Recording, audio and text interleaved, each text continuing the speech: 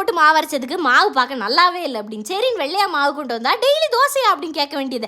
5 வயசு சிறு குழந்தைய கூட வச்சு வளர்த்துருவேன் போல. அப்படி கலர் பார்த்து சாப்பிட்ற பெரிய குழந்தைய சமாளிக்கிறது பெரும்பாடா இருக்குது. ஒரு செகண்ட் சந்திரமுகியா மாதிரி அவளை கஷ்டப்பட்டு நான் நீங்கள் சாப்பிட வேணாம், நீங்கள் வெளியவே சாப்பிட்டுக்கோன்னு சொன்னேன். நெக்ஸ்ட் மினிட் பிளேட்டு காலி. அப்புறம் காலையிலே சிரிச்ச புள்ளையாக தான் போனேன். திடீர்னு கோயில் போய் உட்காந்தோடனே நான் ஏன் இவ்வளோ சத்தமாக பேசிக்கிட்டு இருக்கேன், பெசாட்டி எங்கிட்ட மறைஞ்சு போயிடலாமா அப்படின்னு பல யோசனை. அப்புறம் எங்கால மண்டையில் தட்டி கிளம்புனோடனே காலையில் பக்கமாக பிளான் பண்ணேன். அப்புறம் திடீர்னு என்னமோ நல்லா தூங்கணும்னு தோண காரணத்தினால் கடையிலேயே வாங்கி சாப்பிட்டு மல்லாக்கப்படுத்தி விட்டேன். ஆனால் அடுத்த நாள் தெம்பா எழுந்துச்சு மது தடப்புட்டெல்லாம் பண்ணியிருப்பா அப்படின்னு நினைக்கலாம். ஆனால் அதுவும் இல்லை, ஏதோ ஃப்ரிட்ஜில் இருக்கிறத மொத்தமாக போட்டு கிண்டி சோறே கண்ணுக்கு தெரியாத மாதிரி உனக்கு கிண்டி இறக்கிட்டேன். அப்புறம் ஏதோ பன்னீர் கிரேவின்னு உனத்தை வச்சேன், கசப்பாக இருந்துச்சு. என்னவா இருக்கும்னு எனக்கே தெரியல, வலை போட்டு தான் தேடிக்கிட்டு இருக்கேன். அப்புறம் வீட்டில் நம்மளே பன்னீர் பண்ணி பார்க்கலான்னு பார்த்தா பாலாக இருந்தால் பன்னீர் வரும், பச்சை தண்ணியாக இருந்தால் எப்படி வரும் அப்படிங்கிற மாதிரி 2 வாய்க்கு தான் அதுலேருந்து பன்னீரே கிடச்சிது.